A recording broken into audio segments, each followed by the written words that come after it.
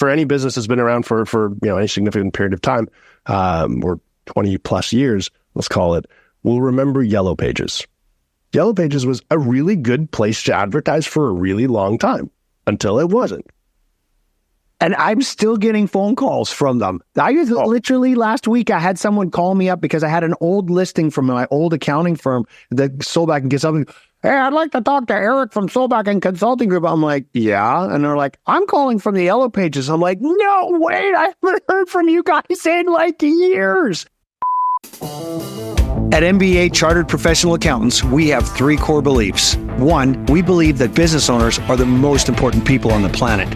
2, we believe that the traditional accounting firm business model is flawed and fails to serve you. And 3, we believe the MBA way gives you what you truly want and deserve, resources and advice that helps you grow your business and your life. This is the MBA Way Podcast. Hi, everyone, and welcome back to the MBA Way Podcast. I'm your host, Eric Solbakken, and today I'm excited about introducing you to our newest guest. This is actually a client spotlight as well, which is fantastic. And so what we're going to be doing today is we're going to be talking to Will Walczak. I did pronounce that right, didn't I? Close enough. Oh, close enough. You see, did you hear that? I'm teasing you with his voice. This guy has a great, and he doesn't have a face for radio, by the way. He's a good looking dude, but his voice is bang on. But here's this: Will Walczak is the CEO of Hiilite. It's a web design, SEO, and marketing company that will grow your business. This is one of my favorite things it says on their website, and I completely agree. Get this. It says, to get the best marketing results, you need to assemble a team of badass people to work with you. Luckily, they have them in spades and they're raring to go. So that's what I want to cover in this podcast, is exactly what kind of badass people Will has in his team and exactly what they can do to help you grow your business. Without further ado, Will Walczak, welcome to the show. Thank you so much. Thank you, sir. Much appreciated. I look forward to the conversation and even the preamble. I'm like, okay, let's get this going. Yeah, exactly. So Will, I wanted to talk a little bit more, and you and I met, you and I have just met over the last month, I guess, a couple times. We were at the award ceremony together, or the Business Examiner Awards. And prior to that, we had a chat about it. But I want to hear a little bit more about your backstory, because I find this very interesting. So your backstory prior to coming in and starting Hiilite. Tell me about your backstory. So if you want to go way back, typically to keep it short, I just tell people I'm from the prairies. I'm from Winnipeg, and that's sufficient. But to go way back, I'm actually an immigrant or a refugee. I was born in Poland before the Iron Curtain fell, and I actually spent a year and a half in refugee camps. Wow. So I've had this conversation with people before about, kind of growing up poor, growing up kind of in hardship. And I've never tried to use that as a crutch. I've never tried to use that as like woe is me. It was always like, but if someone tried to pull that card, I'd be like, and refugee camp, there's very little you can do to be like, oh, you didn't have Nintendo. Oh, poor you.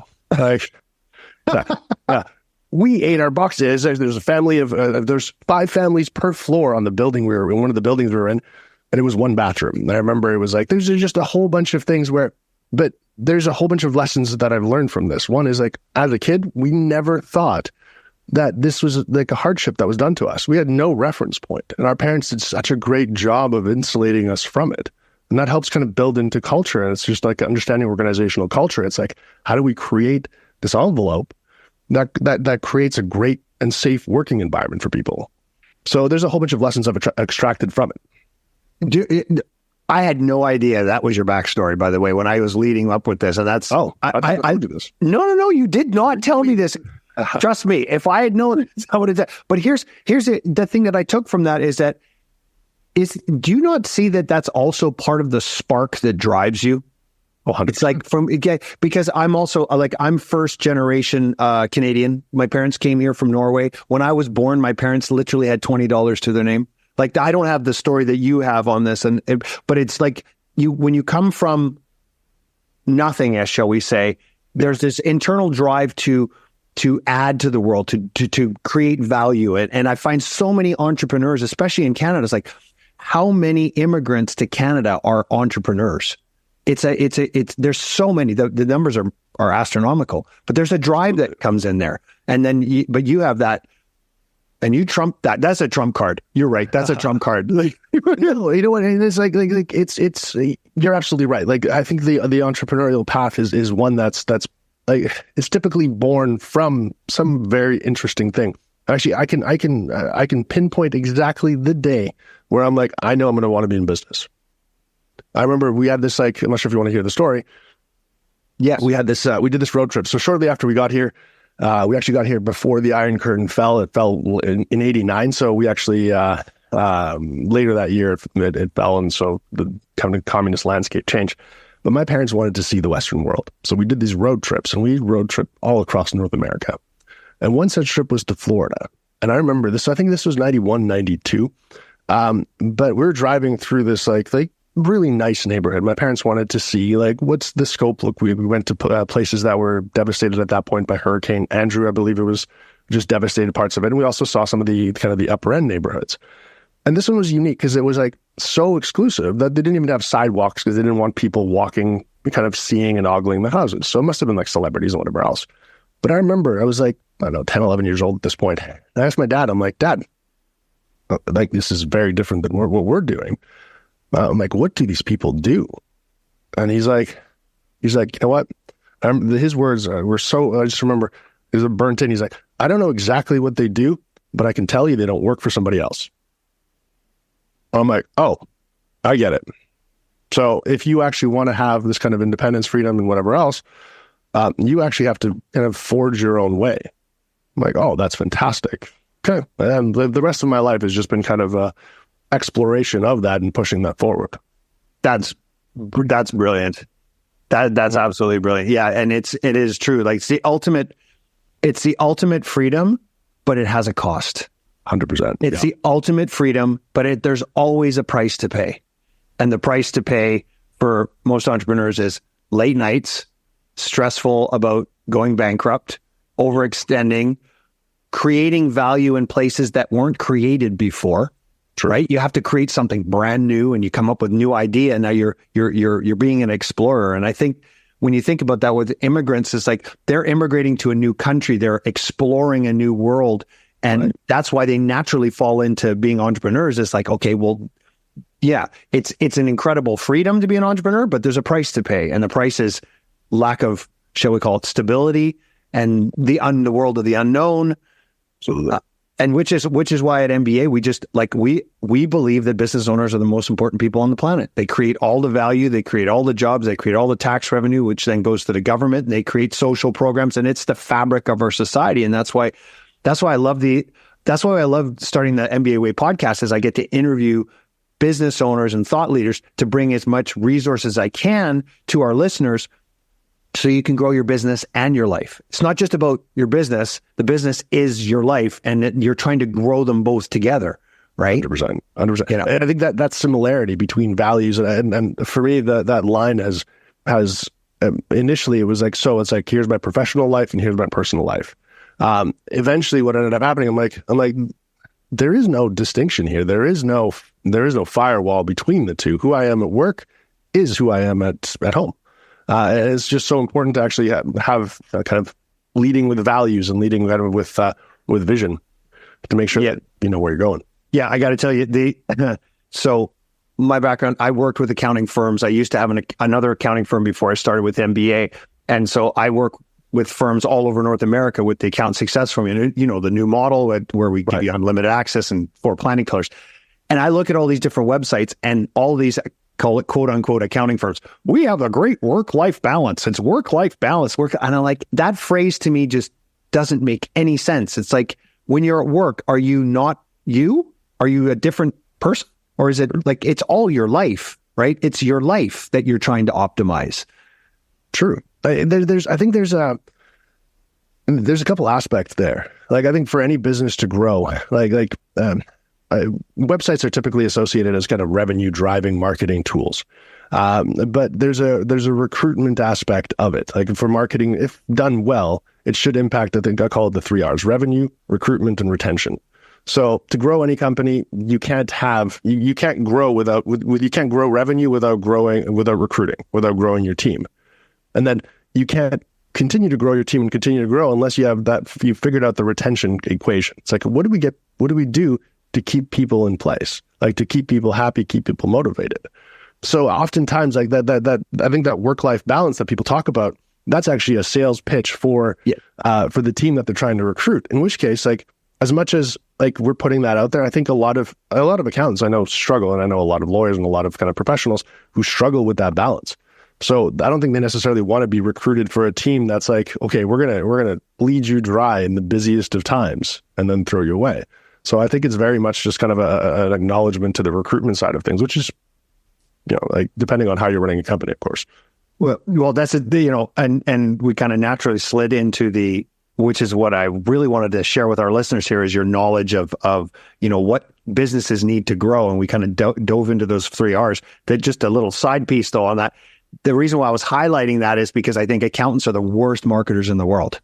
They're the worst marketers in the world because they keep talking about work-life balance because they have to pretend that we're not going to bleed you dry. But most of the accounting profession is about bleeding their people dry. I came up through that whole process where it was just, what's an accountant? They're like a mushroom. You leave them in the dark and feed them shit. I mean, that's an accountant, right? Like, so that's it. Like working so many hours and crushing it. So they have to keep putting out this work-life balance, but it's about your life, right? And so for an entrepreneurial clients, it's like, okay, how do you grow? That's why I want to grow the business and your life. So, right. And you touched on those 3 R's, which again, I want to get into what got you started into this area and to this, and then I want to dive into, what you're seeing in this space and, the website and SEO, and not particularly in those areas, but what businesses need to do to really grow themselves. But how did you get it? Like, how did Hiilite get born? Like, how did you get into this?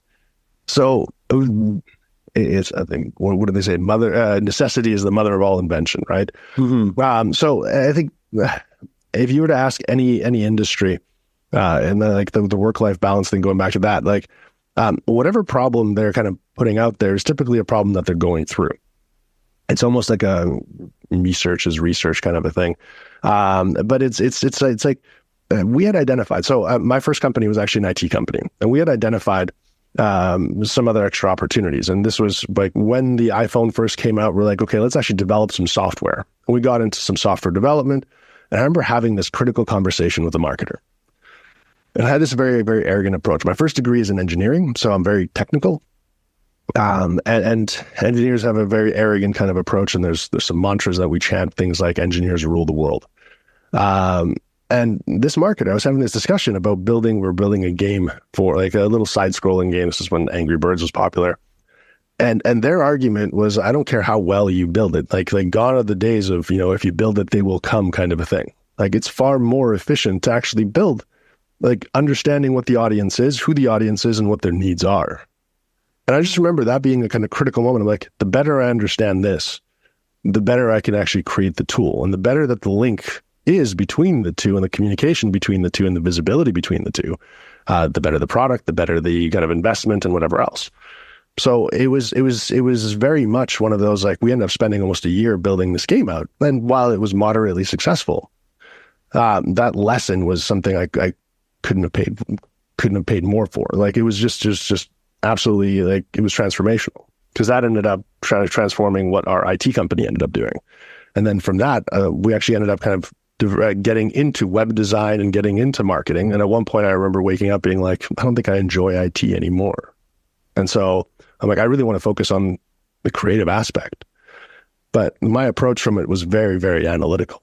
I'm like, how do we actually vet some of this information? And how do we actually see some of this information? So this led me down this path of like seeing analytics and making data-driven decision-making.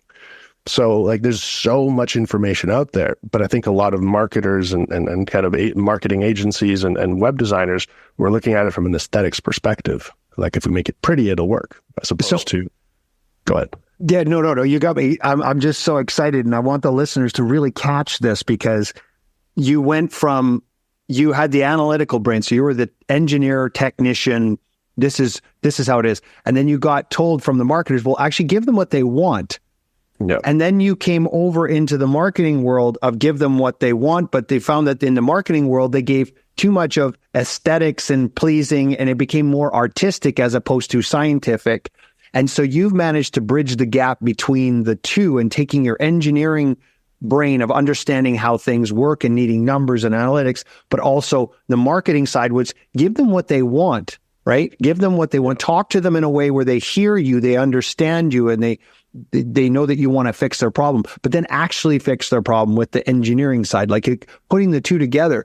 And that was one of the things that when we first met, I was like, oh man, your story's so similar to mine, because I'm a tax specialist and an accountant, but I'm an entrepreneur. And so it's like I call it, most accountants are technicians having an entrepreneurial seizure, right? They're and the engineer is like, you're a technician having an entrepreneurial seizure. If you can, and it's also the way the accountants talk to their business owners. They're not giving them what they want. They keep talking about all the technical. Well, we filed this T-slip and that T-slip and that T, and you're sitting there looking at them as a business owner, go, but I don't care about that. It's kind of the same thing. I'm mirroring it to your experience of the engineering, going, well, look, we created this really cool, this cool app, and the market's going, but you're not hearing me. I want to play Angry Birds. But the problem, exactly. The problem is like, you're the expert in that room, and you've got your clients sitting, and their understanding is that they should pay good attention to what you have to say because it's important. You wouldn't be saying it otherwise. Like, here's the technical information. You need to understand this. That's why I'm saying it. But for you, it's almost like working through a checklist of stuff that's like, I did this, here's my value, here's why you shouldn't fire me, here's why you should retain me, here's why you should refer me. As opposed to saying like, hey, what information is actually valuable and useful? And this is actually goes back to the conversation earlier about work-life balance. Like, that is, probably important information to have. But do your accounting clients need to know that you figured out work-life balance? That's not why they're there. No. But so many companies do that. So many companies. I just remember we've done so many. There's one specific one that jumps out. There's a videographer out of, I think, Austin, Texas or something. We're just having a friendly conversation. And he's like, I haven't figured out how to drive leads to my business through the website. I'm like, okay, let's take a look at it. And it was there. It was just dry. It was like, we make videos. Cool. So you and 1,000 other people in Austin, Texas will make videos. Do you do it better? Do you do it like, what's your differentiator? And there's, you kind of leaned into, I'm like, is it price? Is it quality? Is it speed? What do you care about? And the more we looked into it, the more we're just like, this isn't you. Like, you've just regurgitated somebody else's website with your own kind of logo on it. But realistically, and we changed this. Can I swear on their website? Oh yeah, all day long. Perfect. And I remember we changed the headline to, we make fucking awesome videos. And it's just like, everything else is just like, we make, like, how do we show this guy's passion for what he does as opposed to being like, I make videos?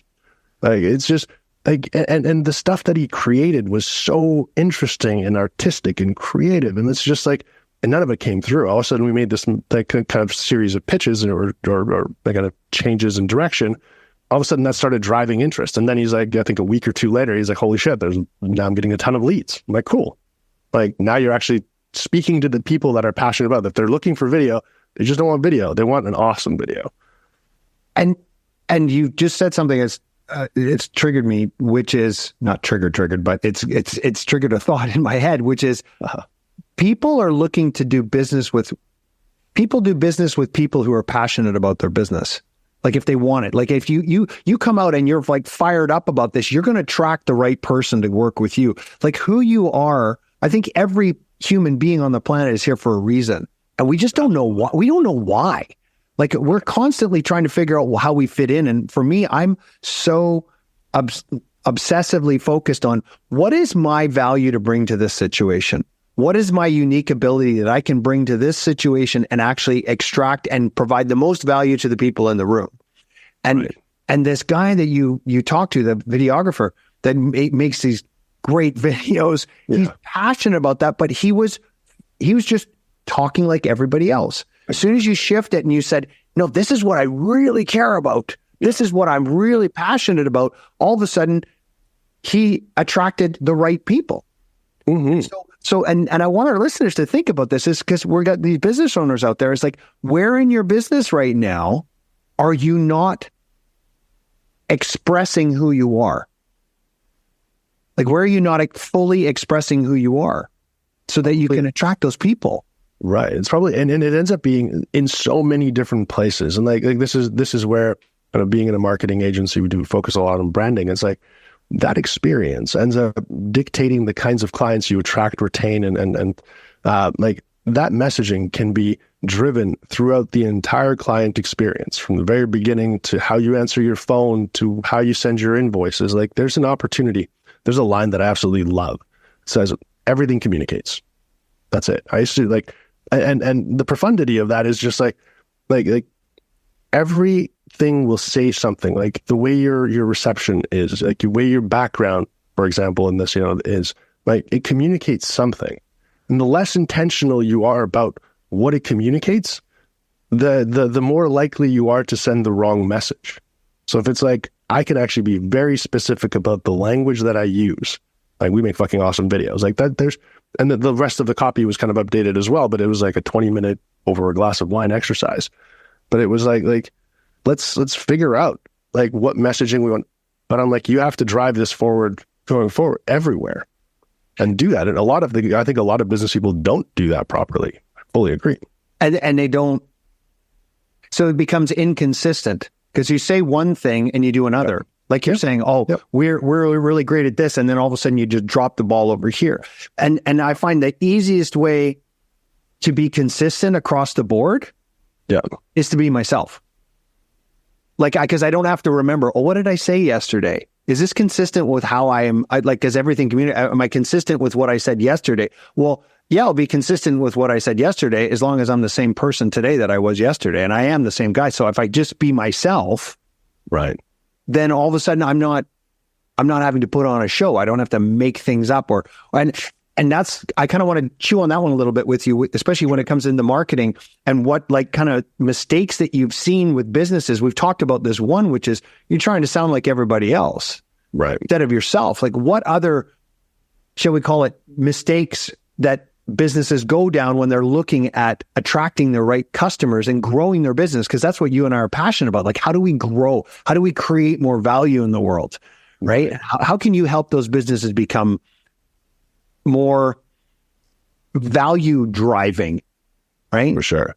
Here's something that I've learned, and that is like what seems obvious and natural to me, and like is so natural that it's like it doesn't. I'm like, do I need to even talk about this? Isn't necessarily natural to somebody else. And what I mean by that is like in a conversation, let's say you and I are talking, if you say something, all of a sudden, like I kind of recoil or do something where it's like, what? Like you can almost always pinpoint in a conversation where someone says something cringy. Right? And then like you had a recording of this, you could be like, oh, okay, I know I lost Will's interest, minute 11. Right. And you can actually kind of like, this is effectively what analytics gives us, or kind of visibility in some of that data. Say you're, someone's navigating through your website and all of a sudden they're like, okay, they get to the homepage. So we know some of the messaging and whatever kind of search engine optimization got them there. They get to the website, they navigate your homepage, and we can see this in real time. And then they go to one of the services pages and they drop off, and they consistently drop off at a service page. It would be obvious to think that there's something on that service page which is turning people away. They thought they were here for a reason, and there's something there. And it's that simple transaction, that kind of cringe moment where it's like, oh, what happened? But data can tell us that story so easily. It's like, okay, I'm on the service page. There's a drop off here, and I don't know. Okay, what is it about that page? What can we change? The very same applies for social media. The very same applies for the customer journey, how they actually get there, or the value delivery process. And it's like, at what point did the client get the ick, and they're like, oh, this is not what I signed up for? I absolutely love that as a simplified way of thinking about your marketing. It's like if you just think about this, like where on your website, or where and when are you being cringeworthy in your website? Yeah. Where is it? And you could probably find it intuitively, but you can't because you're so close to it. You're so close to your thing, you can't see it. And this is where you come in with the engineering brain and the analytics and the number. Here, you'll go, here it is. Exactly. Eric, it's right here. You'll tell me, pinpoint it, right? Exactly. So we employ, like, part of our kind of marketing delivery process, we employ a series of tools where we can actually look at it and say, it's like, oh, your phone system, for example. It's like, oh, people are calling and they're dropping off, or something's happening there. Or it's your website, or it's your search engine result, or your, like, all tools exist for measuring efficacy across just about any kind of value chain, or any user journey. Or there's a convergence of tools, and this is where I think it's extremely interesting. So, like, traditional media and traditional advertising have always had an issue trying to explain their value or communicate their return on investment. For example, radio. The general answer for radio was, well, people hear about you over time, and it's like it's essentially kind of a brand argument. Like, you get exposure, therefore you get more business. This is why you should advertise on radio. But there's a better way. Like, if you think about, you know what whenever a company buys radio ads, they know exactly the cadence at which those radio ads should be running. So let's say it's 6:15, 7:15, 8:15. You should see, if the call to action is clear, hey, check out our website. You should see an uptick in real time at 6:15, 7:15, 8:15, that people are actually coming to your site. The very same should be said for a billboard, for example. If there's a billboard somewhere with a QR code that you can put up there, or even just a website or phone number, oh, are people actually visiting? And are people visiting from their mobile devices? They're not sitting on a desktop computer looking at this billboard, right? So you can actually measure, kind of use correlating factors and measure, is this actually effective? Right. Which is why direct marketing is so much, especially in the day of age of the internet, the direct marketing is you have those metrics, you have the ability to do that. You can actually see that direct linkage. That I call it, just take the shotgun approach as, let's just put our message out there. Let's just branding, just make everybody know me, like a Coca-Cola thing. Just put it out there as much as possible so everybody knows about Coca-Cola. Right. And that's like kind of the shotgun approach. Right. But if you really want to get good, you can need the sniper approaches. It's like, this is where I'm getting my traffic. Here's where my ideal clients are. And I can measure the results. And that's what I love about it. Everything needs to be an ROI for a business owner. It all has to be a return on investment. Right? Absolutely. I say that about the accounting firms. Like, I've said, are you getting a return on investment on your accountant? And people look at me, what? And I'm like, yeah, you should. Like, it's not a cost center. If it's a cost center, you got to turf it, because nothing should be a cost in your business. Everything you invest, every dollar you invest should give you a return, right? And so, are you getting the right return from your working with your accountant? It's just with the marketing, for most people, it was like in the past, oh, throw it in the newspaper and hope something happens, right? Absolutely. Throw it against the wall, see what goes on. But I love the fact that you've got this direct linkage and say, okay, here's where it is. Here's where the connection happens. Right. And it's like every dollar counts. And I think the more competitive, maybe this would have worked 50 years ago. I don't know. I wasn't around then. But with how competitive things are, every industry, like every business, has more competition from more places, and like it's harder to do business. So we can, every dollar counts. So you're absolutely right. Every single process, everything should be measured. There should be an ROI, and there should be a very clear ROI. Whenever we draw whenever kind of sales meetings, I typically have a pie chart at some point, and I'm like, okay, here are all of the places, or in a strategy meeting, here are all the places where your next client may be coming from. I look at this kind of an awareness, and a sliver of that pie is going to be, let's say, your website. Some of it's going to be social media. Some of it, if you're a realtor, your bench ads or whatever, or billboards or radio, and there's 100 different things. So there's literally no end of things that you could do to advertise. So everything from experiential to, advertising in magazines or Google Ads or whatever. But every one of those will be able to address some portion of your entire addressable market.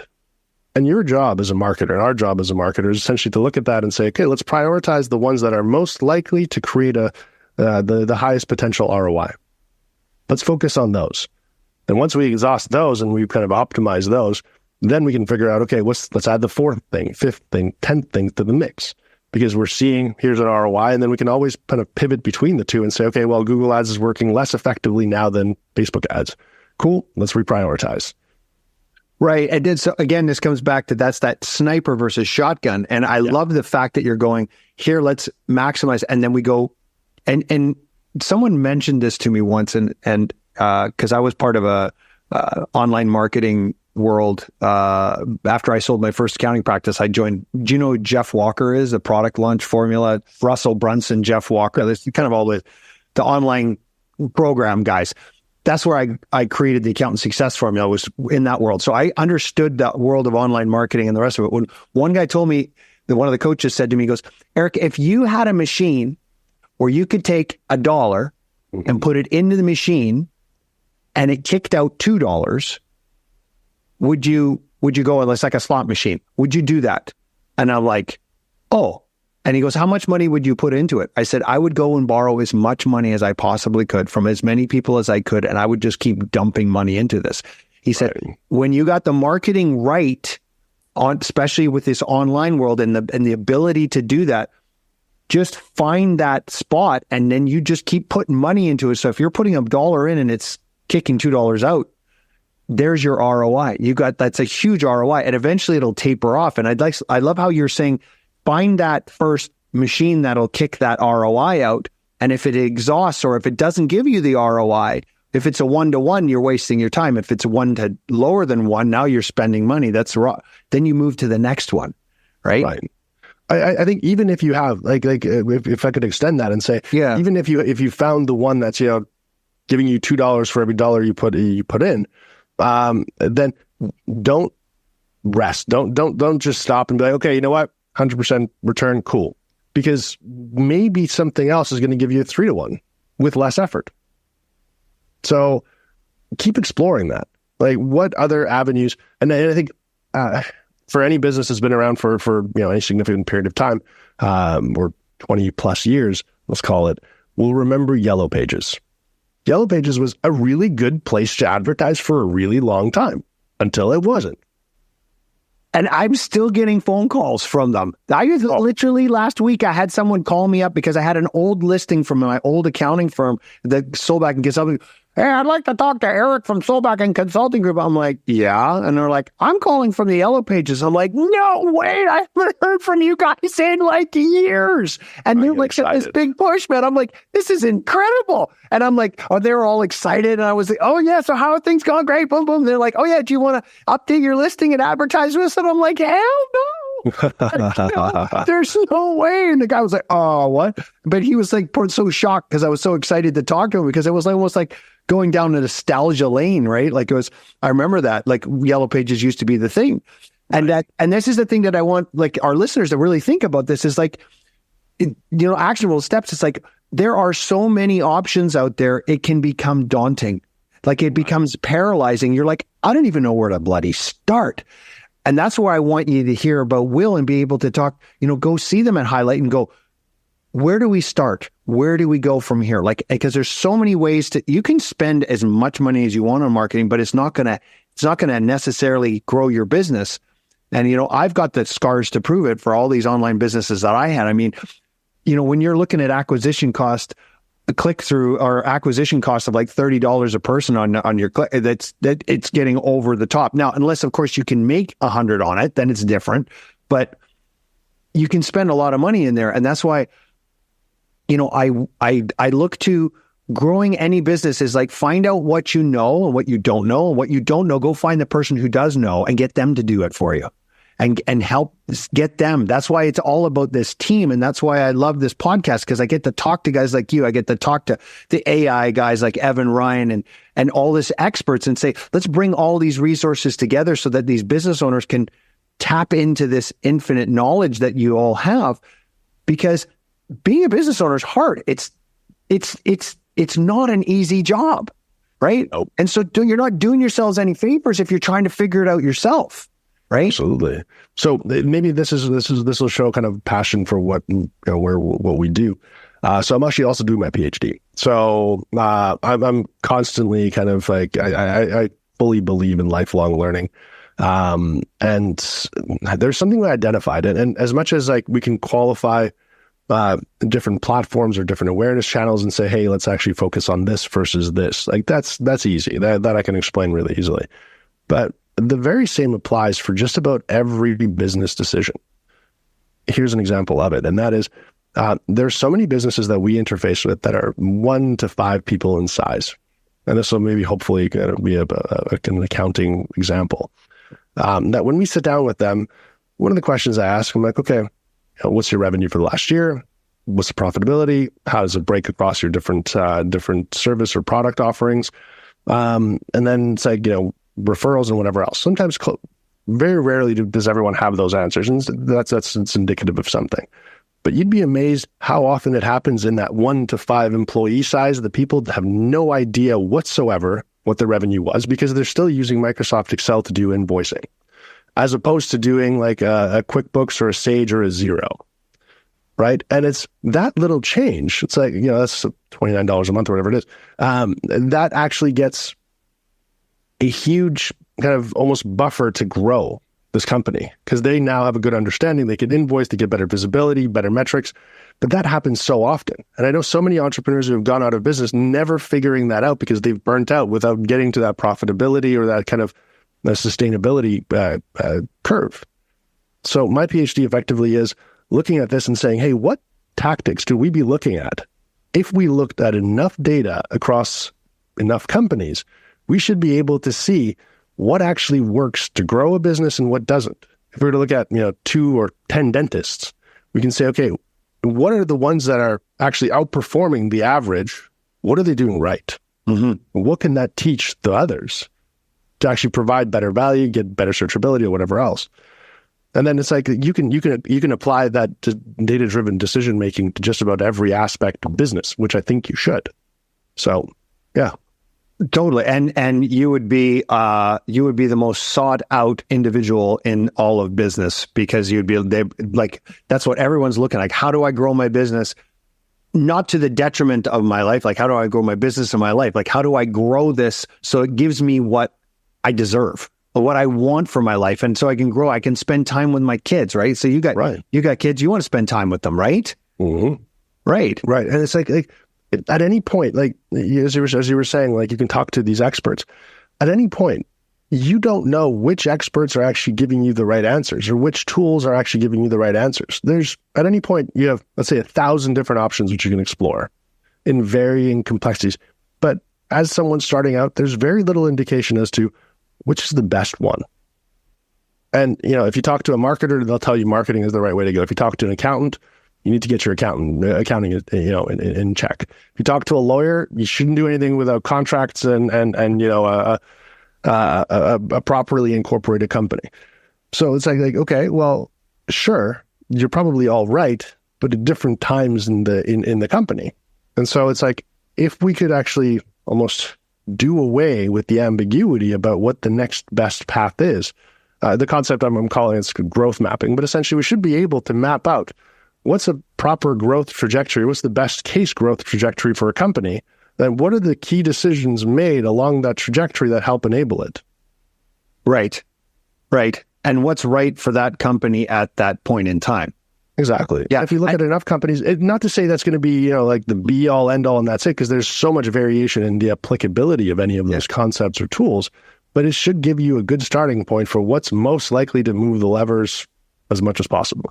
So I want the listeners to really, really take that. That is, you just dropped an absolute nugget there. It's like, if you bring in an or a specialist to help you decide what's next, it will inevitably be what that person's selling you.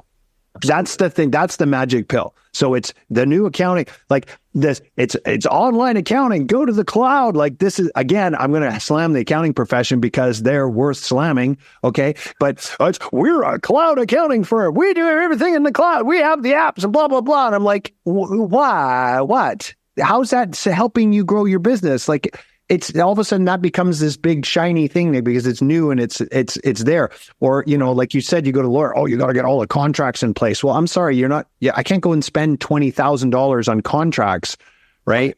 And what I love is everything's getting democratized too, where people have more access to information than ever before. Right. It's been the best of times and the worst of times, which is another thing you highlighted, which is because there's so many options, everybody gets overwhelmed that they don't even know where to start. Right. I sometimes, the best conversations I had with some clients is I said, you're not the right fit for me right now. And they went, what? And I said, my advice to you is not to use me. And they looked at me like I had three heads. They're like, what? I'm like, I am telling you, don't use me. I'm the wrong. It's like taking a sledgehammer to a thumbtack at this moment. Where you're at in your business, you need to focus on revenue one, get your profitability, right? Get your visibility, credibility out, then get your profitability dialed in. Get that first. Then we can worry about these other things, right? We do the exact same thing. We've had so many clients where I'm like, I love the idea, but if you've got, a $50,000 runway, don't spend it on marketing just yet. Like there's other things that you can do and you should do to get a better understanding of your audience and your clients before you blow that money, because you will need it in the long run. Yes, because cash is everything. That's the lifeblood of a company. That's the lifeblood of a company. Where's your cash flow, right? Where's your cash flow? We could go down all sorts of. So your PhD is that's what you're going to be doing in your PhD. Can you exactly? So I'm already 4 years into this, this is exactly it's at the intersection of business and marketing, and my supervisor, Dr. Eric Lee, is just brilliant. But this is exactly what we'll be exploring, and then figuring out, okay, how do we not only collect this data, which we already do collect, and we have our own kind of platform, but then how do we actually make sense of it and look at AI to make sense of it and create those decisions as readily as someone can go through them. So it's like, if we have enough data, so the proof is like, okay, can we do it? Yes.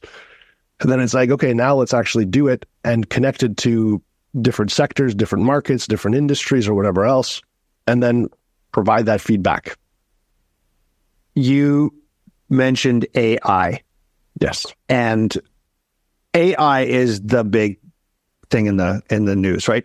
Yep. It's going to take over all these jobs. It's going to take over this. It takes over that, takes all the rest of this. I find it very interesting. Couple things. One is AI is the worst it will ever be. It's actually, it's only going to get better from here. Very true. But the one thing that AI hasn't been able to do is create meaning and to actually have emotion behind it, like an actual messaging. And I'd be curious to see where you think, I personally feel that AI is a great tool to use, right? When you're using AI it's a great tool to use. When AI is using you, you're the tool, right? And so with marketing, they're talking, there's this online, you can just do AI and it'll do all your newsletters and all the rest of that stuff. There's just there's no feel in it. Like I'm sure you could read stuff and go, oh yeah, that's AI generated. And you look at something else and go, okay, that has heart. No, not really. There's no AI is good. It's gotten to the point where it's so good that it's really hard to tell. And the coaching and the kind of instructions that you give it, it's almost impossible to tell, like, what is AI driven and what isn't. And that was the whole point. Like, if it looks across so many different, kind of written words in every context, it'll understand how to provide things in an excited tone, or in a passionate tone, or in a loving tone, or whatever else. So AI is past that. But I fully agree that it's a fantastic tool. And I think anyone who kind of refuses to embrace it for whatever reason is potentially missing an opportunity or setting themselves back considerably, because the competition is likely to use it. So there's a huge potential advantage in a number of ways. I mean, acceleration of kind of product delivery or service delivery or insights that AI can be leveraged for. But AI used the right way can compound the great idea you have. Right. But if the idea is not a good idea, it can compound a really bad idea. For sure. Right. And so that's where I love is being able to know where to go. This idea of the sniper versus shotgun approach with marketing. It's just going, where are we going? And then let's get the right ROI. Let's get the right numbers in place with the right messaging, and then turn that up. Exactly. If it's telling us that that's the right place to turn up, because I did for years with the other online business I had. I was just, I'm going to just go and just start turning up. And they're like looking at the numbers after the fact, go, oh, okay, stop. Right. Like it's not working. Right. It's hard to tell. Like in hindsight, it's so easy to tell because it's like, okay, and this is where we're looking at specific metrics in that kind of like growth mapping equation, looking at it and saying, okay, was this right? Did it grow revenue? Those are typically the objectives that most businesses look at. Did it grow revenue? Did it grow profitability? Did it grow number of clients or whatever else? Right? In hindsight, so easy to track because we know what metrics are important. But when you're sitting there at the cusp of, is this the right decision? Like, looking in reverse gives us some guidance, but also looking at what's on the horizon also gives us some visibility into where should we be going. Right. And this is where AI, I think, excels because it allows us to do so much more research so much faster. Right. So I just want to highlight one more thing. See how I did? Good choice of words. Thank you. You like how I did that, right? Mm-hmm. It was almost like I planned that. No, honestly, I want to highlight where's the opportunities for businesses right now to grow in this space, in specifically in the marketing space, and where you're at right now. What's the opportunities that they could be taking advantage of? So the opportunity, this is that kind of what seems obvious to me kind of equation, and that is like there's businesses, most businesses have invested in specific marketing tools like a website or social media or some sort of culture, but it's like, what can you do to further optimize and improve that? What can you do to blow that up? What can you do to actually remove some of the impediments to growth that are happening, like those cringe things that are happening on your website or in your customer kind of value delivery chain? So I think what would be really useful for a lot of people to think about is, hey, how can we leverage some of these tools that the Hiilite team is using or some of the marketing teams are using to improve our performance, to increase our new customer flows, or to decrease cost of acquisition, or increase profitability because we don't actually need to be spending that much time on that specific thing. There's so many really great tools out there. So I think for companies, what I implore them to do is really take a look at where they're at and say, okay, are we happy? If we are, continue to do the same thing, but know there's a lifetime on it, that something's going to change. There's going to be some innovation or some disruption. But it's like, how quickly do we want to grow? And who do we want to bring on that journey? Right. Don't keep using Yellow Pages. You're sticking with the Yellow Pages has always given me lots of business. Oh, that's great. They're not really working that well anymore. Absolutely. Facebook is much the same thing. It's like for a while, Facebook was, and then something changed, and all of a sudden, there's so many bait and switches that happen in the field. It's like, how did you not see this coming? Yeah, well, and the thing is for our listeners out there, the business owners, it's like you've got so many things to focus on. You got so many things to keep your eye on the ball. You can't do it for everything, and that's why I highly implore you to go talk to Will. If you've never talked to him, it's Hiilite.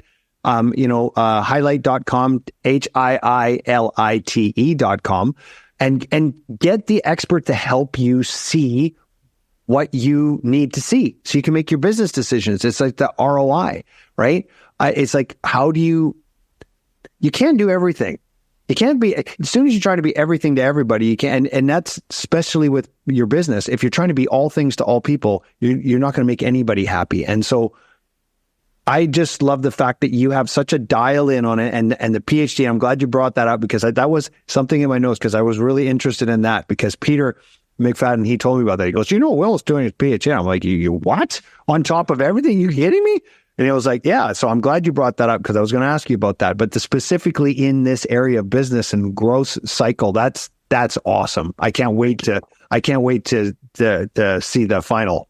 And we'll have a great conversation on that. Absolutely. Yeah. That'd be great. So this has been a great conversation. I just want to highlight the 3 things that I've written. I've written down a ton of stuff, but I have a lot of ahas here. But 3 things that I just want to highlight for our listeners here. Number 1, everything communicates. That's an important one. Absolutely. Everything communicates. I love that. Number 2, where is your website cringeworthy? Where in the marketing, where are you cringeworthy in your customer experience? Where are you cringeworthy? And you don't know that unless you have number 3, which is measurement. You can't measure what you can't manage. You can't manage what you can't you can't manage what you don't measure. And so this is where that engineering mind that you have comes right into play, which is, let's use the proper technology. Let's measure this. Let's say, here's your ROI. It's right here. Let's optimize that for your business. That's brilliant, man. I love it. Oh, we're going to have many more podcasts. I can see that coming. I'm excited. And I'm probably going to need to update my mic because I'm quite envious of the sound that you have coming across. Maybe that I have to drop my voice down a little bit more. Maybe that. Maybe you need to get a cold too. Oh yeah, that's true. Maybe there's one other thing. I've actually set up a teleprompter. So the reason why I make eye contact with people is set up a teleprompter. Anyways, that was one of the things where I'm like, I'm just a geek through and through, and this is the stuff that excites me, like that user journey and that user interaction. Yeah, it's awesome. Well, there you go. So I've put down. We're gonna have it in the notes too as well. You be able to talk to Will and his team at Hiilite. Again, how to highlight your business for success. That's been the name of this podcast. It's been awesome, Will, and I'm looking forward to having you on another podcast in the near future. And good luck with your PhD. Thank you, sir. Very, very much appreciated. Thank you so much for having me on. Okay, see you next time. If you're a business owner or CPA who believes the accounting profession has let you down, then please reach out to us at www.mbacpa.ca